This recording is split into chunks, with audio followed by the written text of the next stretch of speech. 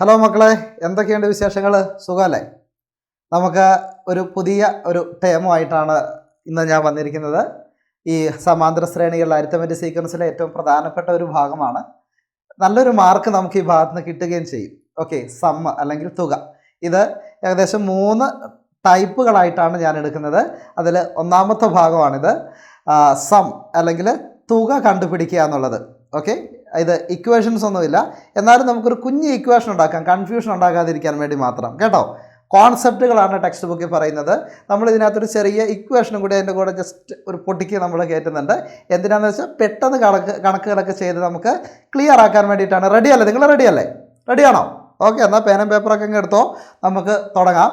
ഒരു ചെറിയൊരു arithmetic sequence എഴുതുകയാണ്. ഞാൻ എഴുതുന്ന അരിത്തമെറ്റിക് സീക്വൻസ് ആണെന്ന് പറയണേ. ഇപ്പോൾ ഞാൻ എഴുതുകയാണ്. ഇപ്പം 4 2 6 2 8 2 10. ഇതൊരു സമാന്തര ശ്രേണിയാണല്ലോ, അരിത്തമെറ്റിക് സീക്വൻസ് ആണ് അല്ലേ? ഫസ്റ്റ് ടൈം എത്രയാ? 4. Okay, common difference 2. ഓക്കെ, ചെറിയ ചുമയൊക്കെ ഉണ്ടോന്ന് ക്ഷമിക്കണം കേട്ടോ. അപ്പോൾ ഞാൻ എത്ര ടൈം എഴുതി? 4 6 8 10. ഒരെണ്ണം കൂടി എഴുതി. എത്ര എണ്ണം ഉണ്ടോ? ഒന്ന് എണ്ണി നോക്കിയേ. 1 2 3 4 5 ടേമുകളുണ്ട്. നമുക്കിതൊന്ന് വെറുതെ ഒന്ന് കൂട്ടി നോക്കിയാലോ? ഓക്കെ, അതായത് സമ്മ നമ്മൾ തുക കണ്ടുപിടിക്കാൻ വേണ്ടി പോവാണ്. അപ്പോൾ നമ്മളൊന്ന് കൂട്ടുകയാണേ. 4 + 6 + 8 + 10 + 12. ഒന്ന് കൂട്ടിക്കേ. 6 4 10 അല്ലേ? 10 8 18 10 28 10 38 2 40 എന്ന് നമുക്ക് കിട്ടി. കിട്ടിയോ? കിട്ടിയില്ലേ? കിട്ടി. ഓക്കെ, വേറൊരു സീക്വൻസും കൂടി എഴുതാണേ. വേറെ സീക്വൻസ് എഴുതാം. ഏതാ പറയട്ടെ? 3 2 തന്നെ കേട്ടോ. 3 2 5 2 7. ഓക്കെ, എത്ര ടൈമുകൾ എഴുതി? 3 ടൈമുകൾ എഴുതിയേ. ഒന്ന് കൂട്ടി നോക്കാം. 3 + 5 + 7 എത്രയാണ്? 3 5 എത്രയാണ്? 8. 8 7 എത്രയാണ്? 15 എന്ന് നമുക്ക് കിട്ടി. ഒരെണ്ണം കൂടി എഴുതട്ടെ, ഒരെണ്ണം കൂടി എഴുതാം കേട്ടോ. 5 2 തന്നെ എടുത്താലോ? 2 തന്നെ എടുക്കുന്നത് എന്താണെന്ന് വെച്ചാൽ നിങ്ങൾക്ക് മനസ്സിലൊന്ന് പെട്ടെന്ന് കൂട്ടാൻ വേണ്ടിയിട്ടാണ് കേട്ടോ. ഓക്കെ, വേണ്ട, നമുക്കൊരു 3 എടുത്തേക്കാം. 3 എടുക്കണോ? 2 മതി. ഓക്കെ, 2. ഓക്കെ, 5 2 7 7 2 9 9 2 11 2 13. ഇപ്പം എത്രണ്ണായി? 1 2 3 4 5. ഓക്കെ, 5 എണ്ണം മതി. ഒന്ന് കൂട്ടി നോക്കാം. 5 + 7 + 9 + 11 + 13. ഒന്ന് കൂട്ടി നോക്കിക്കടാ. അത് കൂട്ടി നോക്കി. 7 5 എത്രയാണ്? 7 5 12. 12 9 21. 21 10 31 1 32 ആണോ? 32 10 42 3 45. ഓക്കെ, നമ്മൾ കൂട്ടി നോക്കി അല്ലേ? ഈ പറഞ്ഞ പോലെ 5 പദം 3 പദമൊക്കെ ആണെങ്കിൽ കൂട്ടി നോക്കാൻ വലിയ ബുദ്ധിമുട്ടൊന്നുമില്ല. 10 പദം പറഞ്ഞാലും നമ്മൾ അരക്കൈ നോക്കും, നമ്മൾ എഴുതി കൂട്ടും അല്ലേ? 15 പറഞ്ഞാലോ നോക്കാം അല്ലേ? 20 25 പറഞ്ഞാലോ സാറേ ഇച്ചിരി ബുദ്ധിമുട്ടാണ്, ഇതിന് എത്ര മാർക്ക് കിട്ടും? 2 മാർക്ക് കിട്ടുള്ളൂ. അപ്പോഴോ സാറേ ഇച്ചിരി പാടാണ്. അപ്പോൾ നമുക്ക് ഇതിനൊരു എളുപ്പവഴി കണ്ടുപിടിക്കണ്ടേ? ഓക്കെ, നമുക്കിതിനൊരു എളുപ്പവഴി കണ്ടുപിടിക്കാം. ഞാൻ ഈ പറഞ്ഞ നമ്പറുകൾ ശ്രദ്ധിച്ചോ? ഞാൻ എത്ര പറഞ്ഞേ? ഇവിടെ പറഞ്ഞപ്പോൾ എത്ര ടേമുകൾ എഴുതിയായിരുന്നു? 1 2 3 4 5 ടേമുകളാണ് ഞാൻ എഴുതിയത്. ഇവിടെ ഞാൻ എത്ര എഴുതി? 3 ടേമുകൾ എഴുതിയത്. ഇവിടെ എഴുതിയപ്പോഴും ഞാനൊരു കാര്യം ശ്രദ്ധിച്ചായിരുന്നു. ഞാൻ പറയുന്ന നമ്പറുകൾ ഒറ്റസംഖ്യയായി വരണം എന്ന് എനിക്ക് നിർബന്ധമുണ്ടായിരുന്നു. അതുകൊണ്ടാണ് ഞാൻ നമ്പറുകൾ കൂട്ടി എഴുതുകയൊക്കെ ചെയ്തത്. ഓക്കെ, ആ 5 സംഖ്യകൾ, അതായത് നമ്പർ ഓഫ് ടൈംസ് ഞാൻ പറഞ്ഞത് ഓഡ് നമ്പറുകളായിരുന്നു അല്ലേ? ഞാനിവിടെ എഴുതി വെച്ചിരുന്നത് number of times is odd. പദങ്ങളുടെ എണ്ണം ഒറ്റ സംഖ്യ ആയാൽ എങ്ങനെ സമ്മ് കണ്ടുപിടിക്കാൻ നമ്മൾ പഠിക്കുന്നത് കേട്ടോ. അതായത് നമ്പർ ഓഫ് ടൈംസ് 5 എന്നോ 3 എന്നോ 7 എന്നോ 9 എന്നോ ഓക്കെ 11 അല്ലേ, 11 13 15 17 19 21 23 25 ഇങ്ങനെയൊക്കെയാണ് വരുന്നതെങ്കിൽ നമുക്ക് സമ്മ് കണ്ടുപിടിക്കാനുള്ള ഒരു വഴിയുണ്ട്. ഓക്കെ, അതാണ് നമ്മൾ പഠിക്കുന്നത്. ഇവിടെ ഒന്ന് ശ്രദ്ധിക്കണേ. ഞാൻ ഇത്രയും ടേമുകൾ ഞാനിവിടെ എഴുതിയേ. 5 ടേമുകൾ എഴുതി. ഇതിൻ്റെ നടുക്കുള്ള ടൈം ഏതാ? 4 6 8 10 12. നടുക്കുള്ള ടൈം ഏതാ? 8 ആയിരുന്നു. ഉറപ്പല്ലേ? നടുക്കുള്ള ടൈം എത്രയാണ്?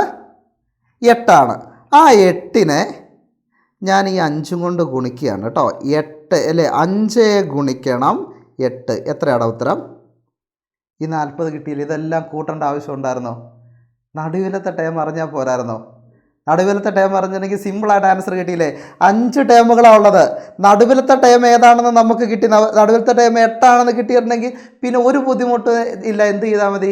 ആ 5 കൊണ്ട് ആ മിഡിൽ ടേമിന് എന്ത് ചെയ്താൽ മതി? മൾട്ടിപ്ലൈ ചെയ്താൽ മതി. Number of terms into middle term.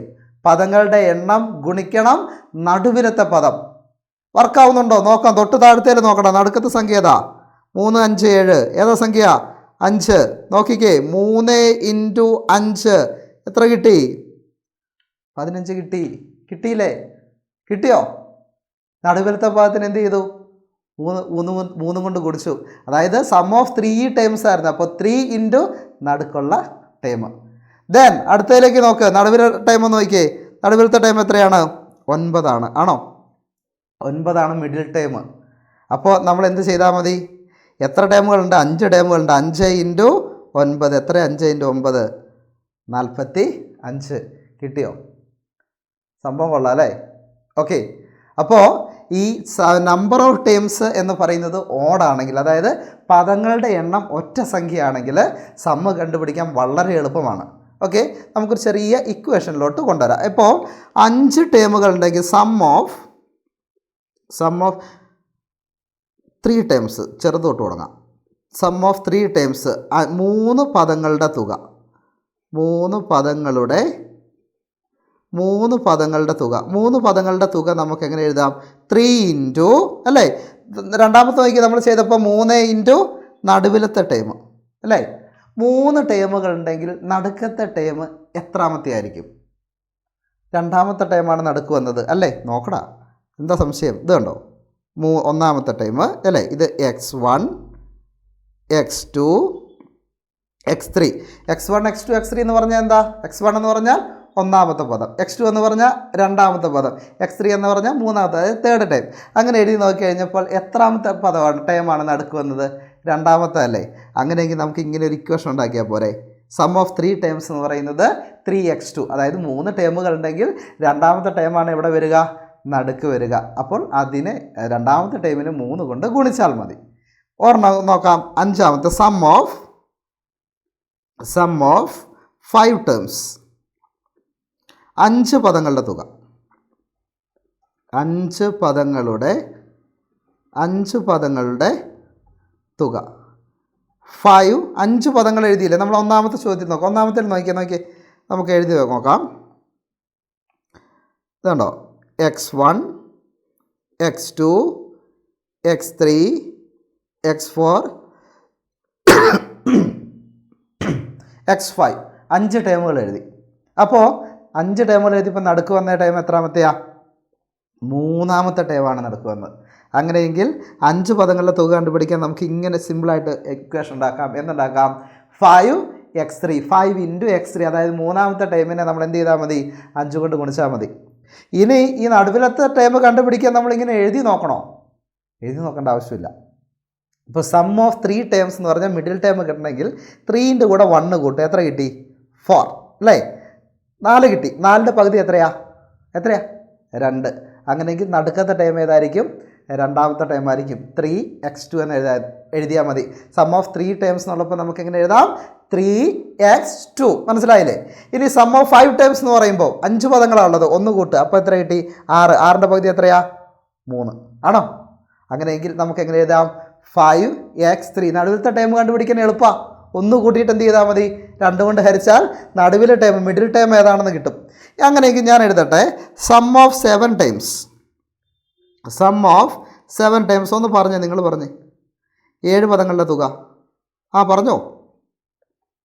7 പദങ്ങളുടെ തുക ഒന്ന് മലയാളം എഴുതട്ടെ. പറ. എത്രയാ? 7 7 എക്സ് 7ൻ്റെ കൂടെ 1 കൂട്ടിയാ 8. 8ൻ്റെ പകുതി 4. 7x4. സംശാ.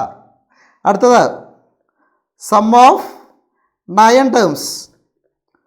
9 പദങ്ങളുടെ തുക. 9 പദങ്ങളുടെ തുക. പറയടാ പെട്ടെന്ന് പറ.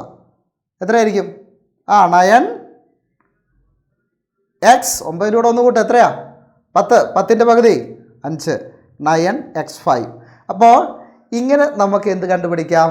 സമ്മ് കണ്ടുപിടിക്കാം. എങ്ങനെയാണെങ്കിൽ നമ്പർ ഓഫ് ടേംസ് ഓഡാണെങ്കിൽ, പദങ്ങളുടെ എണ്ണം ഒറ്റ സംഖ്യ ആണെങ്കിൽ, അതായത് sum of 3 terms, sum of 5 terms, sum of 7 terms, sum of 9 terms, sum of 11 terms, sum of 13 terms, sum of 15 terms എന്നൊക്കെ പറഞ്ഞു കഴിഞ്ഞാൽ 3 പദങ്ങളുടെ തുക, 5 പദങ്ങളുടെ തുക, 7 പദങ്ങളുടെ തുക, 9 പദങ്ങളുടെ തുക, 11 പദങ്ങളുടെ തുക, 13 പദങ്ങളുടെ തുക, 15 പദങ്ങളുടെ തുക എന്നൊക്കെ വന്നു കഴിഞ്ഞാൽ ആദ്യം ഇവിടെ എന്ത് വരണം? ആ മിഡിൽ ടൈമിനെ നമ്പർ ഓഫ് ടൈംസ് കൊണ്ട്, പദങ്ങളുടെ എണ്ണം കൊണ്ട് ഗുണിച്ചു കഴിഞ്ഞാൽ നമുക്ക് എന്ത് കിട്ടും? അതിൻ്റെ തുക കിട്ടും, സമ്മ് കിട്ടും എന്നുള്ളത് മനസ്സിൽ വരണം. മനസ്സിലായല്ലോ? ഓക്കെ, നമ്പർ ഓഫ് ടൈംസ് ഓഡാണ്, സമ്മ് തുകയാണ് കണ്ടുപിടിക്കണമെങ്കിൽ ആദ്യം ഈ സാധനം തന്നെ 10ാം ക്ലാസ്സിൽ പഠിക്കുന്ന നമ്മുടെ മനസ്സിൽ വരണം. വരൂലേ? ഓക്കെ, ഇതുമായിട്ട് ബന്ധപ്പെട്ടുള്ള ചോദ്യങ്ങളൊക്കെ നമുക്ക് വരും ക്ലാസ്സുകളിലേക്കൊക്കെ നമുക്ക് ചെയ്യാൻ പറ്റുന്നല്ല, നമ്മൾ ചെയ്യുന്നുണ്ട്. അപ്പോൾ ഈ സാധനം നല്ല ക്ലിയർ ആയിട്ട് പഠിച്ചു വയ്ക്കുക. ഓക്കെ, അപ്പോൾ അടുത്ത ക്ലാസ്സിൽ കാണാം. Take care, by.